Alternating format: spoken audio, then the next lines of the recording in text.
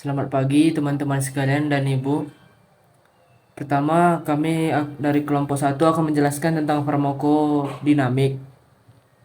Itu pertama-tama saya akan berterima kasih kepada Ibu dosen pengampu, yaitu Ibu Apoteker Mira Febrina Magister Sains. Dan kami dari kelompok 1 akan memperkenalkan diri. Yang pertama ada Anastasia Agnesia, yang kedua ada saya sendiri yaitu Brandy Gideon sebagai moderator. Yang ketiga ada Velda Ratna Duhita, yang keempat ada Ica Anggrani Putri, yang kelima ada Nadifa Yulia Salma, yang keenam ada Nurbaiti Jana, yang ketujuh ada Salsabila Jalianti, yang kedelapan ada Tri Aini Sekmiranti. Kami akan membahas 7 topik. Yang pertama ada definisi, sisi aksi obat, mekanisme aksi obat, reseptor site, hubungan dosis, respon, agonis dan antagonis, indeks terapeutik, dan efek samping. Pertama dari definisinya, farmakologi dapat didefinisikan ialah sebagai ilmu pengetahuan yang mempelajari interaksi obat dengan tubuh untuk dapat menghasilkan efek terapi. Dari sisi aksi obat, yaitu adalah interaksi farmakodinamik antagonis terjadi ketika efek farmakologis dari salah satu obat berkurang karena penggunaan obat secara bersamaan tanpa menurunkan kadar obatnya di dalam darah. Yang ketiga ada mekanisme aksi obat. Mekanisme aksi obat ada dua, yaitu aksi non-spesifik dan aksi spesifik. Yang pertama ada aksi non-spesifik, yaitu mekanisme aksi obat yang didasarkan sifat fisika kimiawi yang sederhana. Yang kedua ada aksi spesifik, yaitu beberapa obat menghasilkan suatu efek setelah berikatan atau berinteraksi dengan komponen organisme yang spesifik. Komponen organisme biasanya berupa suatu protein. Perkenalkan, nama saya Nadifa Yulia Salma. Baiklah, di sini saya akan menjelaskan tentang reseptor site. Reseptor site ini terbagi menjadi 3, yaitu teori klasik, teori pendudukan, dan juga teori kecepatan. Baiklah, yang pertama adalah teori klasik. Teori klasik ini memperkenalkan istilah reseptor dan membuat konsep sederhana tentang interaksi antara obat reseptor, di mana obat tidak akan menimbulkan efek tanpa mengikat reseptor.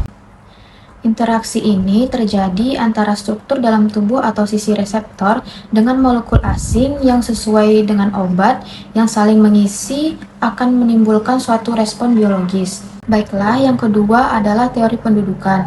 Teori pendudukan ini memperkirakan satu molekul obat akan mengisi satu sisi reseptor.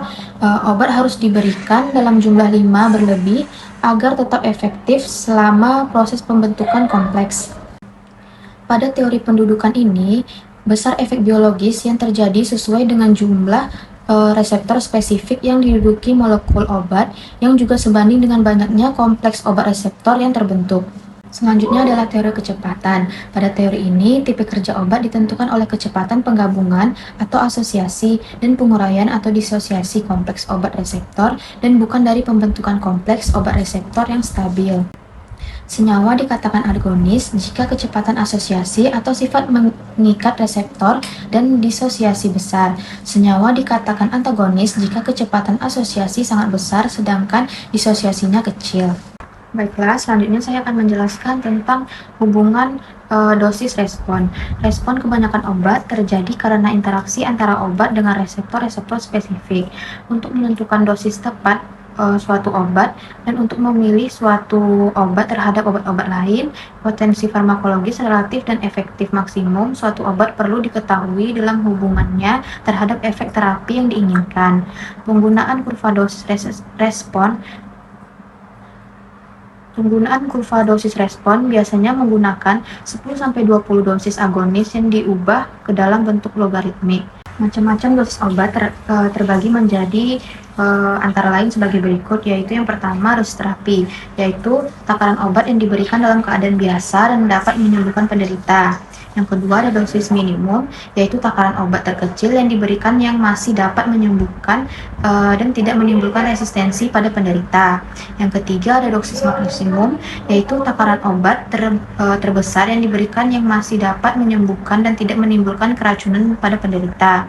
Yang keempat ada dosis toksik, yaitu takaran obat dalam keadaan biasa dan dapat menyebabkan keracunan pada penderita. Yang terakhir yaitu dosis letalis, yaitu takaran obat dalam keadaan biasa yang dapat menyebabkan kematian pada penderita. Baiklah, itu saja yang dapat saya sampaikan. Materi selanjutnya akan dijelaskan oleh teman saya. Baik, sini saya Ica Anggraini Putri dengan NIM 2201167. Di sini saya akan menjelaskan materi mengenai agonis dan antagonis. Agonis dan antagonis ini merupakan cara obat yang akan berikatan dengan reseptor. Agonis ini merupakan obat yang mengaktifkan reseptor dengan berikatan dengan reseptornya. Sebagian besar agonis ini akan berikatan melalui ikatan ion, ikatan kovalen, dan ikatan van der Waals.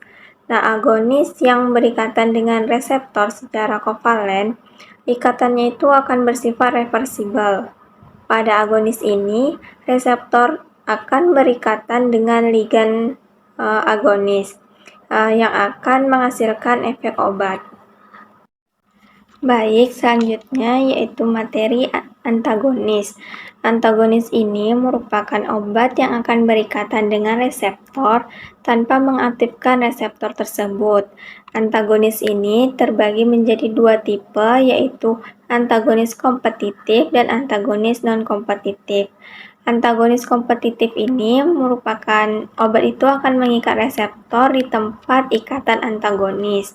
Nah, pada antagonis non-kompetitif, yaitu suatu keadaan obat yang dimana obat ini akan memblok tempat tertentu dari rangkaian kejadian atau mekanisme yang akan menghasilkan respon agonis. Nah, antagonis non-kompetitif ini terbagi lagi menjadi tiga, yaitu antagonis kimiawi, antagonis farmakokinetik, dan antagonis non-kompetitif. Antagonis kimiawi ini terjadi karena dua senyawa mengalami reaksi yang akan mengurangi efek obat. Nah, antagonis farmakokinetik, yaitu senyawa ini akan menurunkan konsentrasi obat dalam bentuk aktif pada reseptor. Selanjutnya, antagonis non-kompetitif. Antagonis non-kompetitif ini adalah agonis dan antagonis akan berikatan pada waktu yang bersamaan, namun pada daerah selain dari reseptor.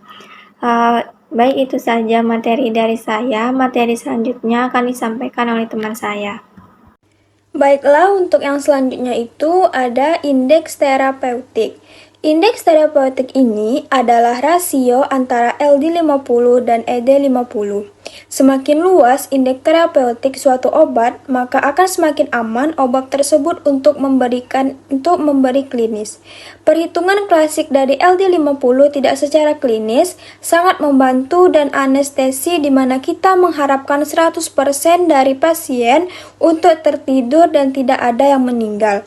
Rasio yang lebih efektif adalah rasio LD1 atau ED99. Baiklah, yang selanjutnya itu ada efek samping dari obat. Interaksi farmakodinamik terjadi antara obat-obatan yang mempunyai efek samping yang serupa atau berlawanan. Interaksi ini disebabkan oleh kompetisi pada reseptor yang sama atau terjadi antara obat-obatan yang bekerja pada sistem fisiologi yang sama. Kemungkinan efek yang dapat terjadi pada interaksi farmakodinamik ini contohnya seperti sinergisme atau penambahan efek satu atau lebih obat. Kemudian efek antagonisme satu atau lebih obat. Kemudian penggantian efek satu atau lebih obat, interaksi obat yang umur terjadi adalah sinergisme antara dua obat yang bekerja pada sistem, organ, sel atau enzim yang sama dengan efek farmakologi yang sama. Sebaliknya, antagonisme terjadi apabila obat yang berinteraksi memiliki efek farmakologi yang berlawanan. Hal ini itu mengakibatkan pengurangan hasil yang diinginkan dari satu atau lebih obat tersebut. Baik, terima kasih. Itu saja penjelasan kami tentang farmakodinamik. Kepada teman-teman yang ingin bertanya, silakan mengajukan pertanyaan.